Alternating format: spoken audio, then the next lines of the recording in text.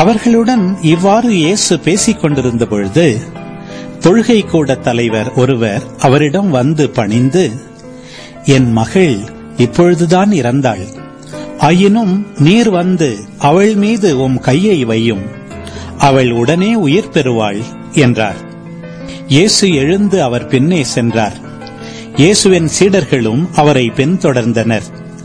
அப்பொழுது 12 ஆண்டுகளாய் இரத்த போக்கினால் வருந்திய ஒரு பெண் அவருக்கு பின்னால் வந்து அவரது மேலுடையின் ஓரத்தை தொட்டார். ஏனெனில் அப்பெண், நான் அவருடைய ஆடையை தொட்டாலே போதும், நலம் பெறுவேன் என தமக்குள் சொல்லிக் கொண்டார். இயேசு அவரை திரும்பி பார்த்து, மகளே, துணிவோடிரு, உனது நம்பிக்கை உன்னை குணமாக்கிற்று என்றார். அந்நேரத்திலிருந்தே அப்பெண் நலமடைந்திருந்தார். இயேசு அத்தலைவருடைய வீட்டிற்கு சென்றார். அங்கே குழல் ஊதுவோரையும் கூட்டத்தினரின் அமளியையும் கண்டார். அவர், விலகி போங்கள், சிறுமி இறக்கவில்லை, உறங்குகிறாள் என்றார்.